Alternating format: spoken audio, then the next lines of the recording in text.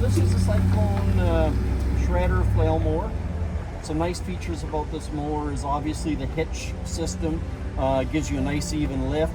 You can actually run this mower off the back of a tractor, or if you had a tractor with a front hitch and front PTO, you could put the mower on the front of the tractor, obviously.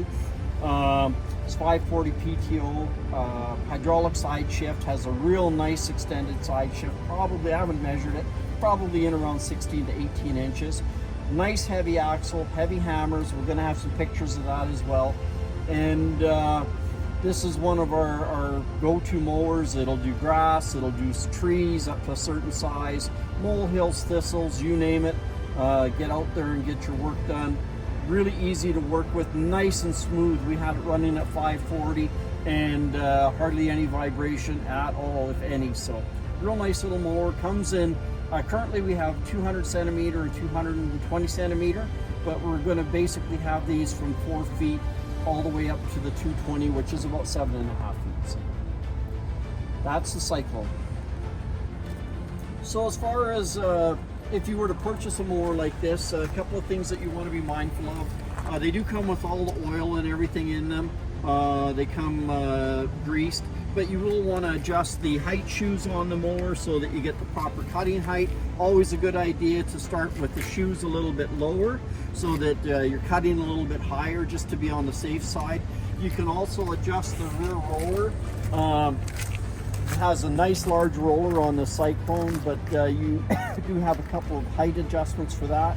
Personally, myself, I don't run my mowers right on the shoes. They are designed to be pulled on the roller with the shoes contacting the ground. I actually like to just run on the roller with the shoes up a little bit.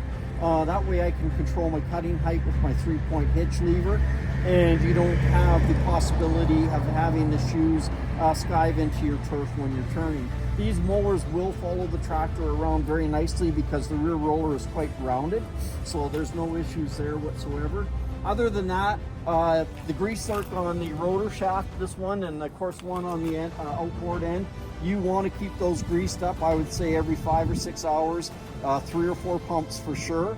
And then of course you got a few other grease zerks that are just basically maintenance items. The rear roller, you want to keep it greased up nice as well because it is in a lot of wet grass and debris and whatnot, so you want to make sure that it's got lots of grease in it.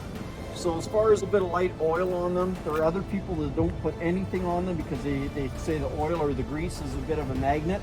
Some people will spray the rods with graphite, which is really nice because it's dry, so it won't collect any of the grass or the debris on the shaft. And then of course the gearbox, you know, probably every year or two you really should drain it out to put fresh oil in it. It does not have a filter.